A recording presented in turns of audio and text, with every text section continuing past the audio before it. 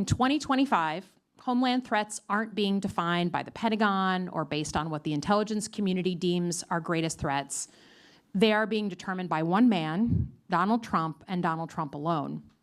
And he is showing the world just how willing he is to use force against his enemies. Now, our system is set up to give the president, any president, real power to make decisions on national security and foreign policy. And that's because when it comes to keeping us safe from attack, a commander-in-chief needs the power to make quick decisions. As someone who worked in both a Republican White House and a Democratic White House, I saw these critical decisions made up close. You need the power to act when it's about life and death. But Trump has laid out a whole lot of enemies that are American citizens. And if he's willing to use lethal force against enemies abroad, as we've been seeing, what's stopping him from using lethal force against enemies here at home? That question should chill every American to the bone. And I'm giving this speech today because I believe that's exactly the plan.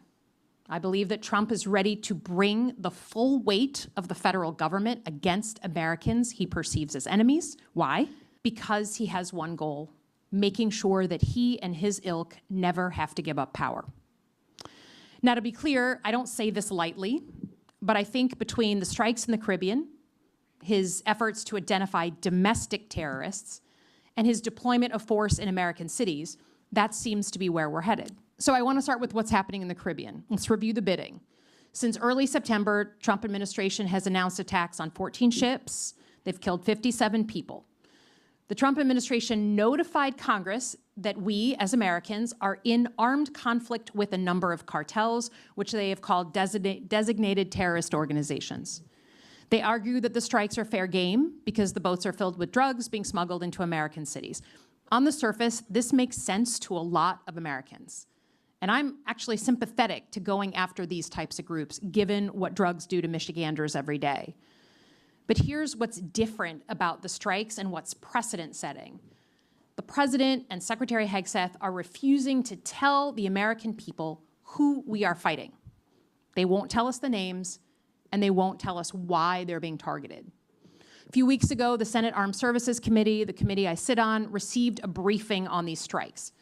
During the briefing, members from both sides of the aisle asked the Defense Department for the name and number of the organizations that the United States is currently at war with. They refused to provide it. We asked for a copy of the memo from the Justice Department that lays out the legal case for these strikes. They refused to provide it. Whatever our differences are these days, I think it's safe to say that the American people deserve to know who we are at war with, especially if people are being killed in our name. And just for reference, for those of us who worked on the global war on terror, we named the groups we were going after. Think about Al-Qaeda or ISIS. Congress knew the name of every targeted group. The administration at the time provided the intelligence that justified going after these groups and why it was legal to do so. But as much concern as I have about the Caribbean strikes, it's nothing compared to my concern over Trump's full reorientation towards the, quote, enemy within. That reorientation has major implications for his use of force inside the United States. Last month, the president quietly put out an executive order directing the Department of Justice to create a list of, quote, domestic terrorist organizations. The order lays out a broad definition: groups that are accused of anti-Americanism, anti-capitalism, anti-Christianity, or hostility towards those who hold, quote, traditional American views on family, religion, or morality. And these groups don't have to be violent to get themselves on the list. The order suggested that the DOJ could look at chat groups, in-person meetings, social media, and even schools. To be clear, US law on domestic terrorism is squishy, mostly because of the First Amendment. But it seems clear from his own order that Trump plans to see how far he can stretch the law before someone tells him no.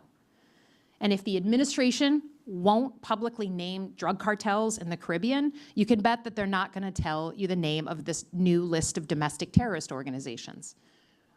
Only this time, the secret lists are not made up of drug traffickers in international waters. It'll be Americans on American streets and in American homes.